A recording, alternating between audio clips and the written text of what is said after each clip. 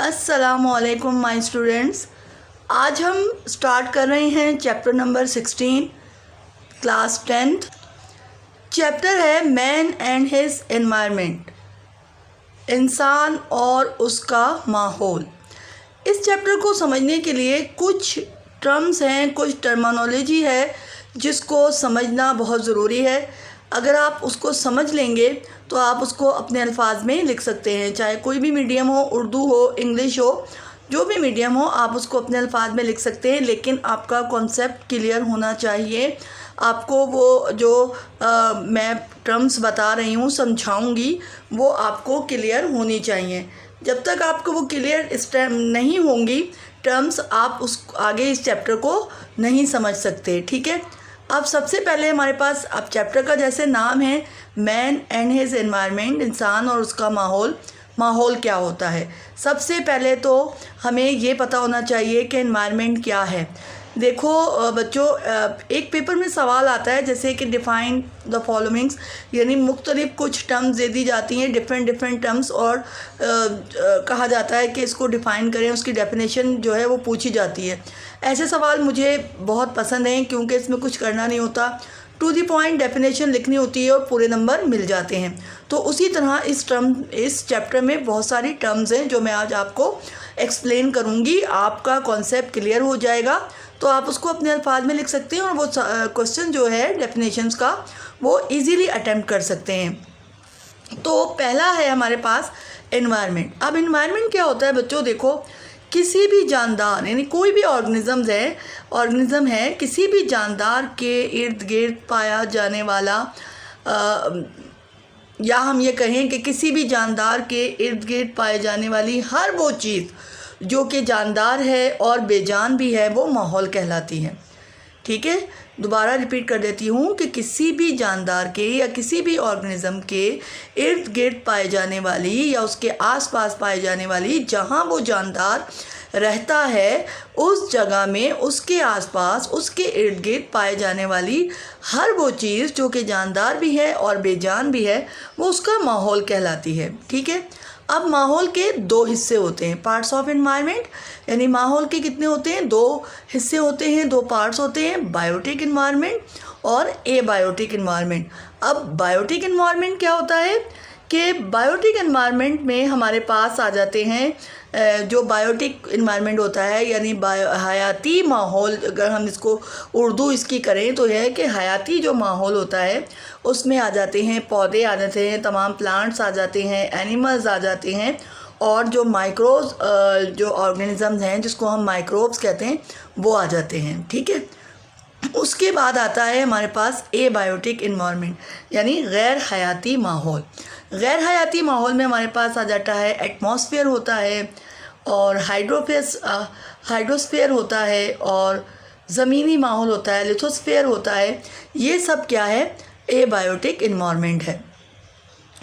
उसके बाद हमारे पास टॉपिक है लेवल्स ऑफ इकोलॉजिकल ऑर्गेनाइजेशन।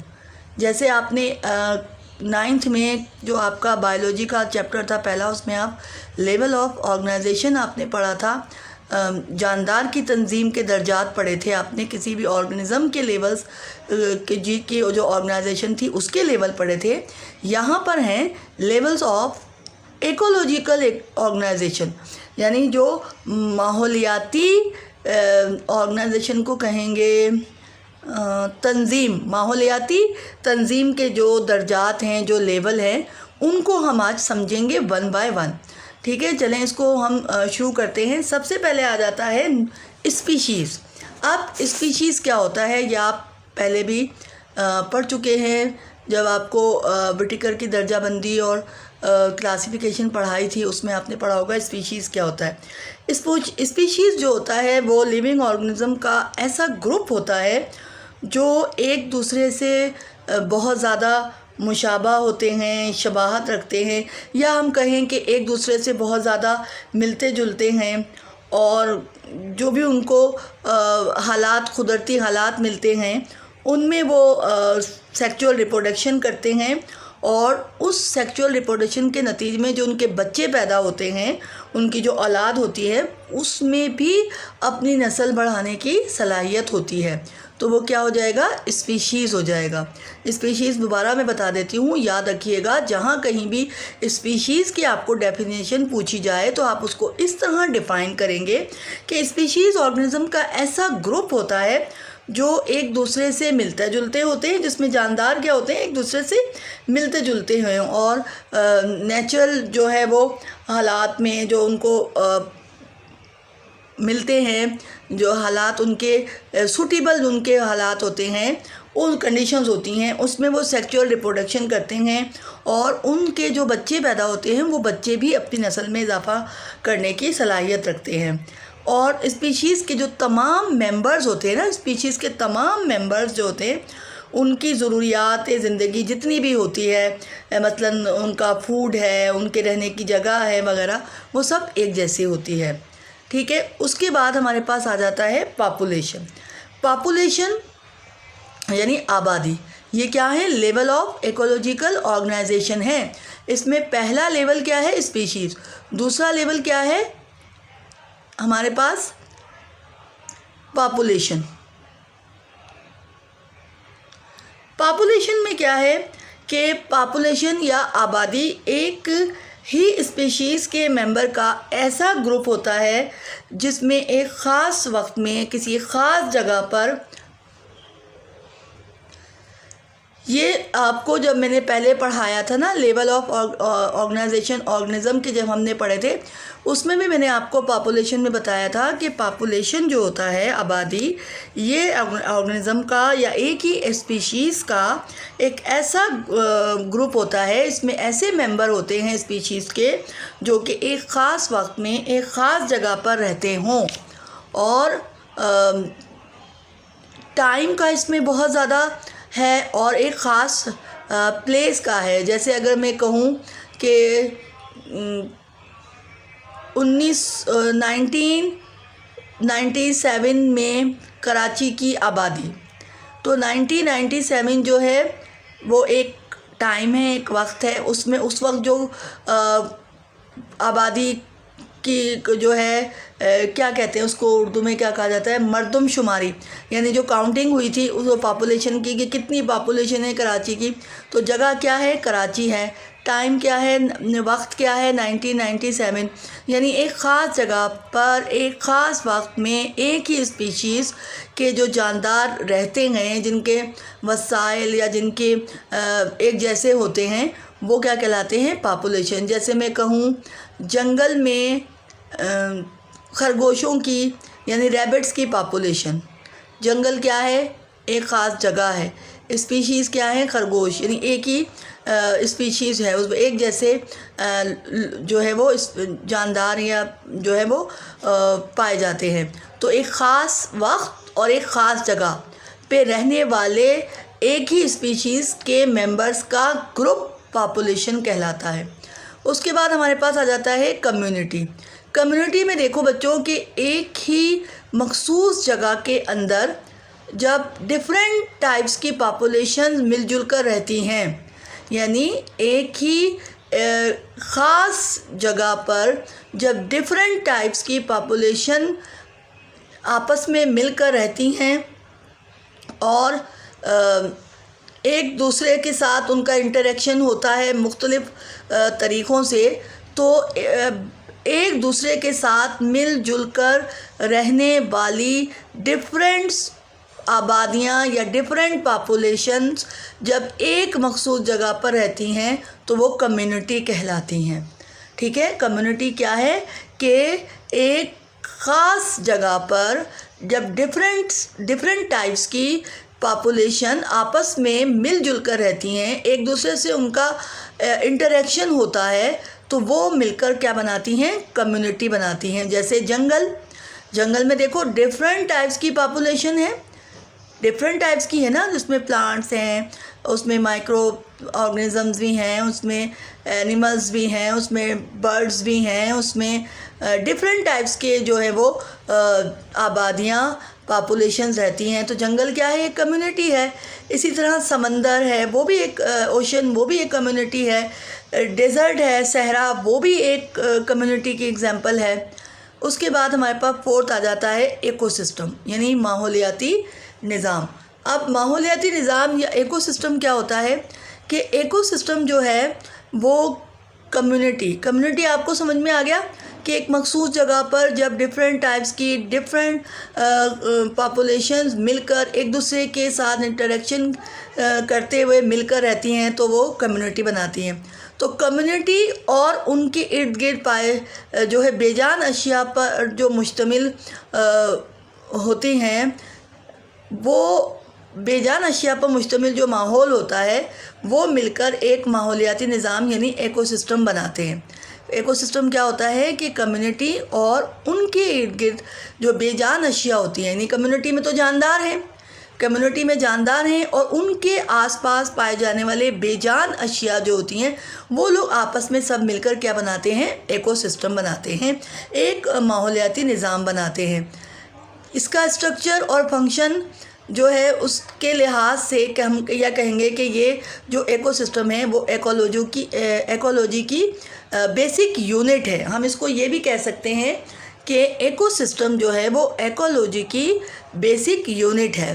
एक जो इकोसिस्टम होता है वो माहौल का कहेंगे कि सेल्फ सफिशिएंट जो है वो यूनिट होता है, और सिर्फ जो रोशनी होती है ना वो कहना चाहिए कि वो बाहर से आती है, यानी कहीं और से आप दूसरे ज़राए से आप रोशनी हासिल करते हैं। यानी इकोसिस्टम में सेल्फ सफिशिएंट होता है, यानी माहौल एक इकोसिस्टम माहौल का एक सेल्फ सफिशिएंट यूनिट होता है। ठीक है, जैसे समंदर का अंदर पाए जाने वाला इकोसिस्टम, जैसे कहना चाहिए ट्रॉपिकल रेन फॉरेस्ट जो इकोसिस्टम होता है, ये इसकी मिसालें हैं। उसके बाद आ जाता है बायोम। अब बायोम क्या है? बायोम को ये समझिए कि हमारा जो कुरे अर्ज़ है उस पे डिफरेंट जोग्राफिकल जो है वो कहना चाहिए खित्ते पाए जाते हैं और इनकी मखसूस एक आबो हवा होती है जो मखसूस किस्म के पौधों और जानवरों को परवान चढ़ाती है। यानी कुछ पौधों को किसी किस्म की एटमॉस्फेयर चाहिए होता है, किसी डिफरेंट टेम्परेचर होता है, डिफरेंट उनके जो है वो माहौल होता है जिसमें वो ग्रो करते हैं। इसी तरह जानवरों का भी है, एनिमल्स का भी है। तो अब बायोम से जो मुराद हम लेंगे या बायोम की जो हम डिफ़ाइन करेंगे,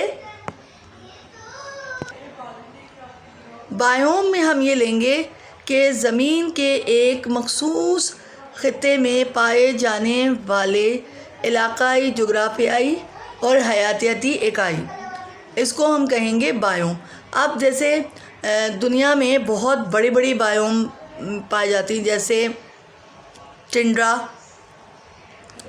जैसे जंगल, जैसे ग्रासलैंड, जैसे डेज़र्ट, जैसे फ्रेश वाटर, ये सब बायोम की एग्जांपल्स हैं। उसके बाद आ जाता है बायोस्फीयर। बायोस्फीयर मैंने आपको क्लास 9th में भी, अगर आपने मेरे लेक्चर देखे हैं पहले चैप्टर के, उसमें मैंने बायोस्फीयर पहले भी समझाया था, दोबारा बता देती हूँ। ज़मीन के यानी ज़मीन के वो तमाम हिस्से, वो तमाम उसके पार्ट्स जिसमें हम कहना चाहिए एटमॉस्फेयर है, यानी हवाई है, ज़मीनी है, और पानी जहाँ होता है, जहाँ ज़िंदगी पाई जाती है, उसे बायोस्फीयर कहते हैं। यानी हवा, ज़मीन में और पानी, जहाँ जहाँ ज़िंदगी, ये सब चीज़ें पाई जाती हैं और वहाँ ज़िंदगी पाई जाती है, वो बायोस्फीयर कहलाता है। बायोस्फीयर कैसे बनता है कि ज़मीन पर इस जो हमारा अर्थ है उस पर पाए जाने वाले तमाम कम्युनिटीज़ और तमाम इकोसिस्टम्स मिलकर बायोस्फीयर बनाते हैं। अब उसके बाद हमारे पास कुछ और डेफिनेशंस है जिसमें एनवायरनमेंट हो गया और एक हैबिटेट यानी है और एक नीच है। इसको समझ लें कि मस्कन क्या होता है, यानी हैबिटेट क्या होता है, वो मखसूस जगह और माहौल की मखसूस किस्म जिसमें कोई जानदार रहता है। यानी जहाँ कोई जानदार रहता है वो एक ख़ास जगह और वो एक ऐसा ख़ास माहौल जहाँ पर कोई जानदार रहता है, वो उसका हैबिटेट कहलाता है। अब जैसे हम कहेंगे कि फ्रेश वाटर और जो दरिया होता है वो फ़िश का हैबिटेट है। ठीक है, अगर हम कहें कि लकड़ी जो ख़राब हो जाती है वो कीड़े मकोड़ों और फंजाई और माइक्रो ऑर्गेनिज़म के लिए एक हैबिटेट होती है। उसके बाद आ जाता है नीच। नीच क्या होता है? नीच है किसी भी स्पीशीज़ के अपने माहौल में हैसियत और उसका कैरेक्टर जो है वो नीच कहलाता है। यानी एक माहौल में मौजूद तमाम जो स्पीशीज़ होती हैं जो अपनी बका के लिए, अपना फूड के लिए, अपने रहने की जगह के लिए, अपनी जो है ग्रोथ के लिए और दूसरी स्पीशीज़ के साथ किस तरीक़ा से तामुलात करती हैं, किस तरीके से इंटरेक्ट करती हैं, वो उसकी नीच कहलाती है। मसलन शेर की जो नीच है वो शिकारी है, जबकि हिरन की जो नीच है वो उसका घास खाना है। तो ये कुछ जो है डेफिनेशंस थी जो कि इस चैप्टर को पढ़ने के लिए समझना बहुत ज़रूरी था। आप आई होप कि आपको समझ में आ गया होगा। वीडियो अच्छी लगे तो एक लाइक ज़रूर कीजिए, अच्छा सा कमेंट कीजिए और सब्सक्राइब कीजिए। अगर आप मेरे चैनल पर नए हैं तो प्लीज़ चैनल को सब्सक्राइब कीजिए, लाइक कीजिए, बेल आइकन के बटन को ज़रूर प्रेस कीजिए। इससे मेरी आने वाली वीडियोस आप तक पहुंच जाएंगी, उसका नोटिफिकेशन बर वक्त पहुँच जाएगा। इस चैप्टर को इंशाल्लाह हम पूरा लेकर चलेंगे। हर टॉपिक को मैं एक्सप्लेन करूँगी, एक्सरसाइज भी हम इसकी साथ ही करेंगे। मिलते हैं नेक्स्ट वीडियो में। अल्लाह हाफिज़।